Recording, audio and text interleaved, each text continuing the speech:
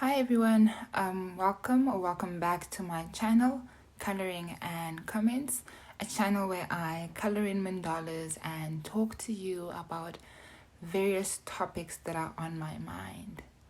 But before we start today's video, quick sidebar. So I started this channel to have open and honest discussions around topics that people find hard to discuss, or topics that people weren't even sure that there were names for those feelings or traumas, etc. And on this channel, when a lot of the times I use myself and my experiences as examples, because I can only speak from a place that I know. And when I do this, I don't want people to have the assumption that I'm saying that my life was terrible or my upbringing was all bad. But I want to discuss this the way that I do because I want people to realize that trauma comes in different facets and pain manifests in different ways. And sometimes what you think is small and insignificant is very big to someone else. And by sharing my stories and sharing my experiences, I hope to create a space that is safe, a space where you feel that you can share your story and your experiences and feel and know that you're not alone. So yes, that's why I created this channel. Back to today's topic. So today's topic is mother hunger. So society has a lot of literature on the impact a father's absence has on the girl child. But there's very few literature on, or at least from my experience, very few literature on the impact a mother's actions or inactions have on the girl child or have on their daughter. So on one of the rare occasions where I went back onto Facebook, I saw that a friend of mine had tagged me in this video by the Red Table Talk, and I'll put the full the links to the full video down in the description box, and I'll also put some inserts of the video in today's video. But the video was talking about the concept of mother hunger, and the concept of mother hunger was coined by Kelly McDaniel, and she coined it in her first book called Ready to Heal. And the term was coined in order to give a name to what she terms the craving and loneliness underneath addictive love and sex. So the gist of it is that there are three critical needs that a daughter needs from their mother in order for them to live a truly fulfilled life. And we'll go through all those three needs in today's video. The first need is nurturance. Nurturance is everything that involves eye contact. Yeah. Little girls are little communication machines. Baby girls are born starving for their mother's eyes. Wow. So that's part of nurturing. Touch, holding, cradling. The more we hold our babies, it literally grows their brain. I was obsessed with cuddling as a child. Oh, yeah. And unfortunately, many times, babies are left too long, often in a stroller, when all they want is the constant touch and holding. So touch deprivation that comes from forcing independence, which really started back in the 1920s with a behaviorist who thought we could train babies like we train dogs. Yeah. Right? In 1920, leading behaviorist Dr. John B. Watson conducted one of the most controversial experiments ever to prove that babies could be trained like animals. He used a series of highly unethical tests on a baby nicknamed Little Albert. This baby, known as Little Albert, initially found delight in touching a rabbit. Yet, as Watson began to clang a steel rod and claw a hammer behind the child's head whenever he touched the creature, the reaction became not one of delight, but terror. Watson then created what he claimed was the foolproof parenting method, the basics. Never hug your child. Never let them sit in your lap. Shake hands to greet in the morning. A pat on the head is allowed if they've done an extraordinarily good job. And to get them to sleep, babies should be left alone to cry it out.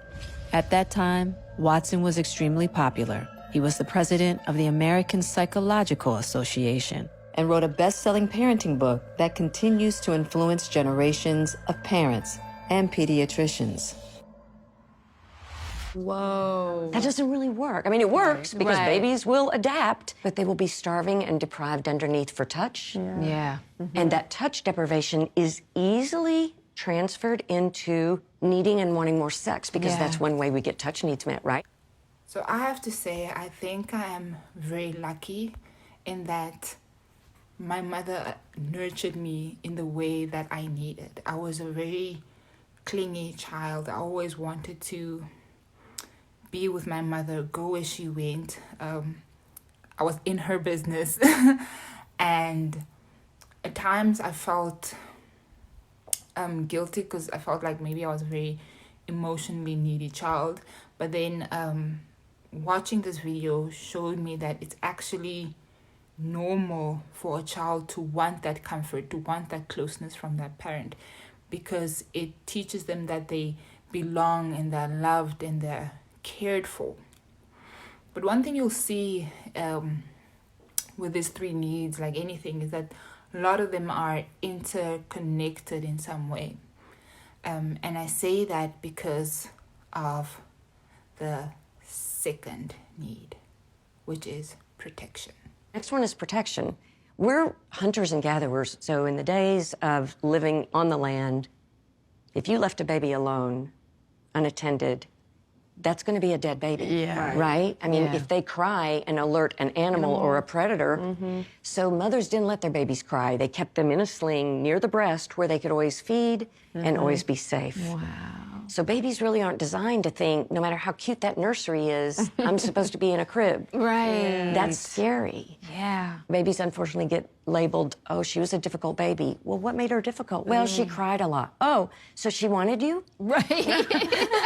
And so I think we really have to turn around what this good baby thing is. All babies are born Yes. good. Yeah. And you can't spoil a baby. No, There's no exactly. such thing. No, and I love that you brought that up because the real definition of spoil is to leave something on a shelf to rot. Yeah. So we spoil our babies when we leave them alone too long. Wow. We're I setting love that. What we know now is if you leave your infants alone too long, you're creating neediness. Exactly. I never had them in a crib in a room by themselves. They slept with We us were obsessed with her. for Yes, years it and should years be. I and love that. years. Co-sleeping is what we are wired for. Right. We come into the world expecting to stay close during sleep. And when we separate mom and baby for long hours during the night, we're really looking at creating a separation anxiety. That's where mother hunger begins. So, although my mom gave me a lot of nurturing, I felt as though I was not protected. So, one article on the mother hunger explains protection as involving the parent now acting as a buffer from mental and physical threats like angry siblings, the lack of shelter, preventing any extreme anxiety or fear that can form in girls. So like I mentioned in past videos, I lived with my uncle from mid-primary school all the way to when I had to go to university. And living with my uncle was not the easiest thing, and I have mentioned it before. And there are many examples where I felt that my mom failed to protect me in certain instances, but there's this one instance that stuck to me and I remember it vividly, and it has really impacted a lot of the ways I interact with people, how I interact with myself, and yeah. So what happened is my mom used to send money to my uncle for him to buy me like toiletries, buy me school uniforms, and so on and so forth. So this one time, my mom sent him money to buy me toiletries. For one or other reason, Mr. Man decided the little girl doesn't need her toiletries, and he used the money for whatever he used the money. I have no idea what happened to it. And it got to a point where I ran out of toiletries. So the only thing I knew how to do was like, okay, I was going to bath and try my best to not sweat. And this comes from somebody that sometimes walked to school. So my logic was off. I don't know how I thought that was going to happen, but we went with it, right? And for a while, I thought it was working until two of my friends, I only had two friends, but two of my friends came to me and were like, nobody in class wants to sit next to you because you smell funny. And I can remember it clearly. We were standing next to the water fountain that was at the very end of the primary school bordering the high school. And I looked at them and I'm like, what do you mean I smell funny? I bath every day. And they're like, no, you smell funny. You probably don't use deodorant. And I mean, they were right, but then I didn't realize that I had failed to maintain myself and failed to ensure that I didn't smell funky. And ever since that day, I've been very self-conscious with how I smell. It's very weird because I have my sense of smell is almost non-existent, but I'm very self-conscious of how I smell. And for a very long time, I struggled to hug other people because I was like, I can't hug you because I smell. Even if I bath and use deodorant, I would still feel like I smelled bad. It's so weird how trauma works, because the moment an idea ingrains itself in your mind, it stays there. Even when that thought or feeling is now irrational based on the circumstances you find yourself in later on in life, it sticks with you, right? So in that moment, I felt as though my mom failed to protect me from the situation. My mom failed to protect me from an uncle who was incapable of taking care of children. My mom failed to protect me from being humiliated by my peers. My mom failed to protect me being placed in a situation where I lacked the basics to go through life, if I can put it that way, at that stage. I mean, I was 10 or 11. And this failing to protect, or this example, actually ties very well into the third need, which is guidance. Where things change a bit is as we move into adolescence, little girls are still looking to their mothers for guidance, which is the third pillar. Little boys, on the other hand, may then at that point look more to their dad. Yeah, look to the world of men. Not that boys don't want to be proud of their mother. I don't want to minimize that at all. Mm-hmm. But girls really are still going to stay connected. Yeah. So the same article that I quoted from earlier talks about guidance and says that guidance starts in the teenage and young adult years for a girl. So this is when the daughters look for cues from their mothers on how to be a woman. A daughter might not accept or trust their mother's guidance if they do not receive proper nurturance and protection when they were younger. Okay. So like previously said, I stayed with my uncle from mid-primary school all the way to varsity. And one of the things is that I never really had a female figure in my life to look to and model myself after. So as my body started changing, I felt very afraid, and I didn't know what to do, because I was like, I don't have obviously the same anatomy as my uncle, so I can't go to him and ask him what am I supposed to do? How am I supposed to dress now? And I would see other young girls that I used to interact with in my neighborhood or talk to at school, and I would see how they started changing in the way they carried themselves, in the way they dressed, you know, and I didn't understand why I couldn't be like them. I couldn't understand why my brain was not working. At least that's how I saw it. Like, my brain was not working. It was failing me. It was not doing what it needed to do. It was not teaching me how to be a woman. And only now, once I watched this video, did I realize, oh, I didn't know in that time, or I felt like I didn't know in that time how to be a woman, because I didn't have the guidance on how to be and carry myself as a woman.